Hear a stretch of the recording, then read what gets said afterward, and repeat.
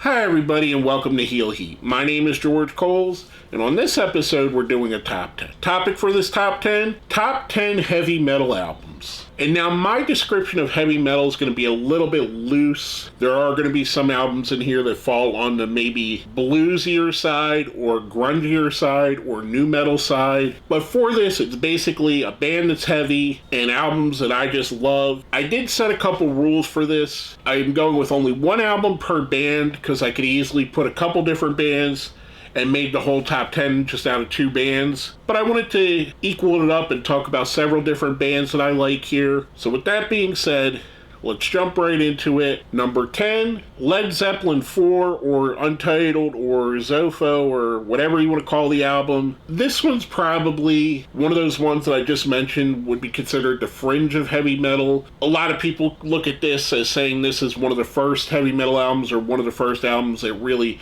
set the template of heavy metal, especially if you look at metal from the 1980s when you talk about stuff like glam rock, stuff like Iron Maiden, Twisted Sister. You could definitely see the influence coming from Led Zeppelin. And to me, I know this is the big Led Zeppelin album, but it is my favorite of their albums as well. This is the album that has Stairway to Heaven, which, I mean, everybody in the world knows. Has Black Dog, When the Levee Breaks, and my favorite on the album is The Battle for Evermore. I love that song. You could argue this isn't a heavy metal album, but for the time frame that it came out, it was basically them, Black Sabbath. I believe Judas Priest had made an album by this time. I might be wrong on that. And maybe AC/DC. And that was pretty much your beginnings of what would become heavy metal. But yeah, Led Zeppelin 4, classic album, that's why it's on my list. Going from that on number 9, Metallica's first album, Kill Them All. Now Metallica is one of those bands that I could have put 2 or 3 or even 4 of their albums on here. Their run from Kill Them All the way to the Black Album is nothing but historic stuff for me. And yes, as it goes on, there's less enjoyment coming later. Load and Reload, I think, should have been one album instead of 2. They could have trimmed a lot of the stuff I didn't like off of those. Saint Anger, Death Magnetic, all that other stuff. There's some gems on there, but there's not as great of an output as there was on these first few albums. This one got the win for me because this is the one I go back to the most often. This one has the Four Horsemen on there, Seek and Destroy, Jump in the Fire, 3 of my favorite Metallica songs. It's got the classic cover. It's their introduction to the world of music, and they wouldn't get really famous until And Justice for All. But it's kind of weird because even being a little kid when this came out, I was only like 6 or 7. A lot of my friends had this record. I had this record. I had a copy of it. I taped to someone else's record, but I digress. That's how long ago it was. It was on cassette and records. But a lot of people had this, so they were kind of the biggest underground band in the world until And Justice for All came out. This is my favorite Metallica album. Ride the Lightning's great, and Justice for All is great. Black Album is fantastic. But for me, Kill Them All is their magnum opus. Now going from that on number 8, Marilyn Manson's Antichrist Superstar. This is the second album from Marilyn Manson, and to me, I really struggled with either this or Mechanical Animals being on here. I like both of those albums for 2 different reasons. The reason that this one stood out more than the other is the obvious one. This is the album that has Beautiful People on it, probably Marilyn Manson's signature song, the song that most people know when you say Marilyn Manson. It does have other great songs, like Tourniquet's an amazing song. My favorite song on the album is The Man That You Fear.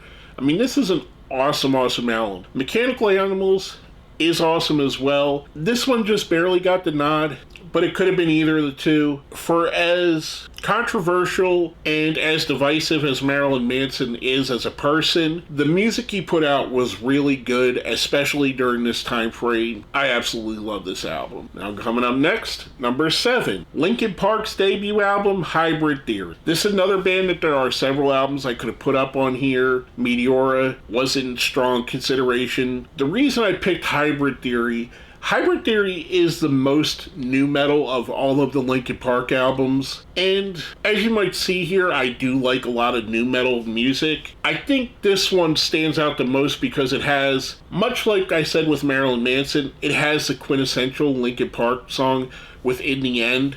I think In the End is the song that a lot of people know from Linkin Park, maybe Numb. But to me, I think In the End gets that here.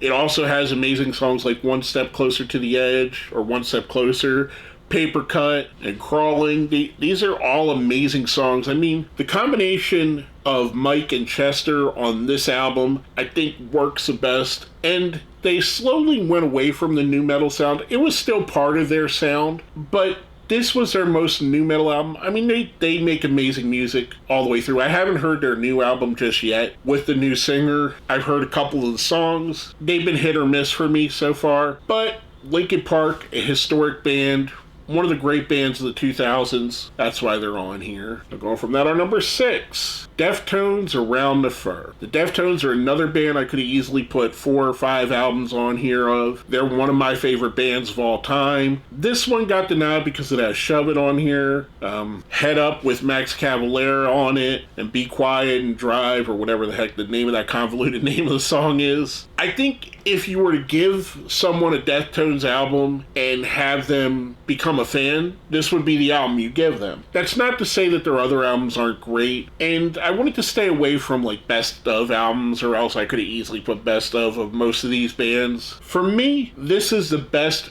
introductory album to what Deftones are, and then you could expand from there. It's a very good album. I almost put Gore ahead of this, which is a newer album. I believe it came out 2016 or 17, which newer by, if you look at this list, there's no other album on this list that's anywhere near that new. But I really love what they did there and the sonic feel of it. Deftones are one of those bands that I think kind of flies a bit under the radar.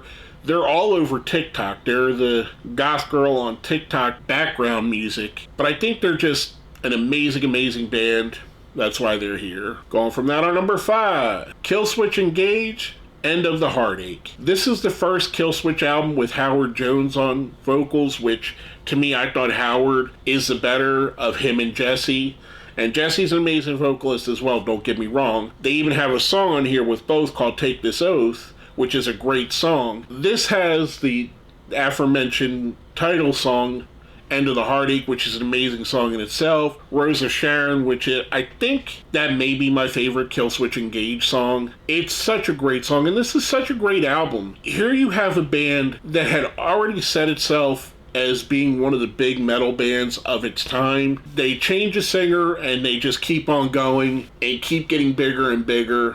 I absolutely love this album. Next up, number 4, Korn's Follow the Leader. Now, this one might be a little bit controversial for Korn fans. A lot of people will point to the first 2 albums as Korn's best 2 albums, but for me, it's Follow the Leader. And I think the production on Follow the Leader, not that I don't like those other albums, I do, I really love them albums, but Follow the Leader had the massive songs. It had Got the Life, it had Freak on a Leash. Then it also had other songs that are cult favorites, like Dead Bodies Everywhere, Children of the Corn with Ice Cube. I really love this, and it's kind of like what I said with Metallica. If I go back and I want to listen to a Korn album, this is the one I go back to most often. They're another band that, most like every band on this list, I could have put several albums on here for. This is my favorite of the Korn albums. That's why it's up here. We're going from that to number 3. Rage Against the Machine's self-titled debut album, Rage Against the Machine. This is the one with Killing in the Name of, Bomb Track, Take the Power Back, Freedom. I mean, Rage Against the Machine is just legendary at this point. They're one of those bands that everybody knows, that everybody loves. Whether you're a rap fan or a hardcore punk fan, there was something there for everybody. I mean, it's just Rage Against the Machine. They're just amazing. And all of their albums, I think they had 4 total studio albums. This one,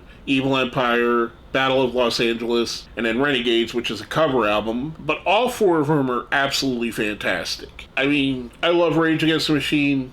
That's why they're up here so high. I'll go from that on number 2. Probably the heaviest album on this list, Slipknot's second, or actually third album, Iowa. This album, for me, brings me right back to the time I heard it. And at the time I heard Iowa first, I was dealing with a lot of emotional trauma in my life. My mother had just passed away. My brother was in jail. There was a whole bunch of stuff going on. I didn't know what I was going to do with my life. And here comes this angry album album that fit the anger that I had from all the situations I was going through. I mean, you had songs like Left Behind, People Equal Shit, Heretic Anthem. It was just an amazing album. Bordering on death metal, they definitely had death metal blast beats all through the album. Corey Taylor and his range here, going everywhere from melodic all the way to the guttural screams. This album to this day just still speaks to me. It still brings me back to that time, but in a good way. I still love listening to this album. It still gets me amped up. That's why it's up here so high on my list. Now, before I get to our number one, we do a thing here on my top 10s called the best of the rest. Basically, these are things that were considered for the list but didn't quite make it. First up, Sepultura's sixth album, I believe, Roots. Roots was kind of a hybrid nu metal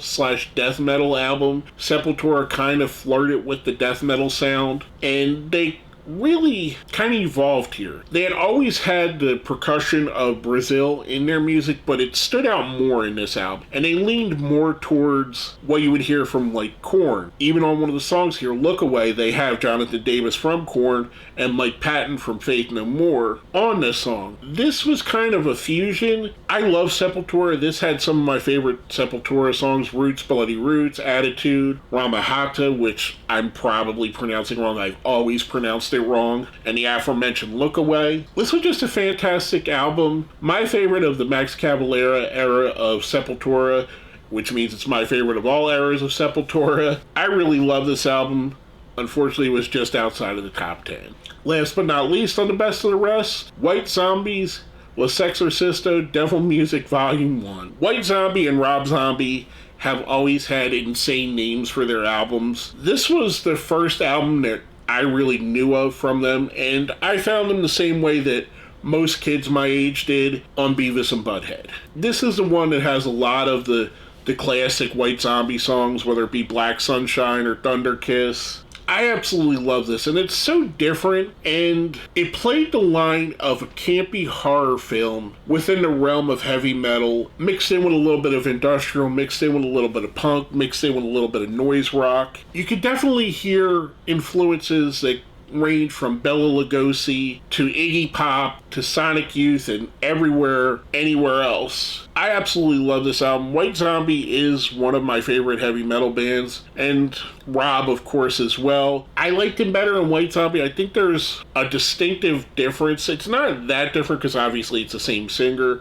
and the same person with the concepts. But for me, White Zombie had just a little bit of a difference. It's kind of like the difference between watching something like Halloween or Friday the 13th and then watching a lesser slasher film that's still good, but just not up on the level that the previous work was. I love this album. It just barely missed our top 10. Now, before we get to our number one, if you think I left an album off, you think I put one too high, put one too low, let me know what your favorite heavy metal album or heavy metal adjacent album is. Leave it down here in the comments. While you're there, smash the like button, share the video, subscribe if you haven't. With all that, our number one heavy metal album of all time, and this is probably a controversial pick because it's more grunge than heavy metal, Allison Chains' Dirt. Allison Chains is my favorite band of all time. I love everything they've done. I love their original work with Lane. I love their new work with Will as the singer. They easily had the best concert that I ever went to. They had, in my opinion, the best MTV Unplugged. They made some of the best music that's ever been put on records. This is one of those ones, much like a Led Zeppelin, where it's kind of on the fringe of heavy metal, but it is a very heavy album if you go back and listen to it. Songs like Them Bones, Rooster, Angry Chair, even Wood have such a heavy tone to it. There's such great songs on this album. I mean, Wood is probably the quintessential Allison Chains song. Everybody knows that bass groove. Rain When I Die is even on this album. There's just so much greatness here. To me, Allison Chains is my favorite band, and I think they're one of the most underrated bands of all time. They kind of don't get the recognition that someone like Nirvana or Pearl Jam did in the grunge realm, or some of their contemporaries in the heavier music realm of the same time frame, whether that be Pantera or Metallica or Anthrax or any of those bands that were around during the time frame. I absolutely love them. This is a great, great album. If you haven't heard any of these albums, This is the one I would recommend picking up first. It is so good. You're going to hear some of the best musicianship and one of the best singers of all time. I absolutely love this album. Again, let me know what you think. What's your favorite heavy metal album? Put it down here in the comments. With all that being said, my name is George Coles, and this has been another Heel Heat Top 10.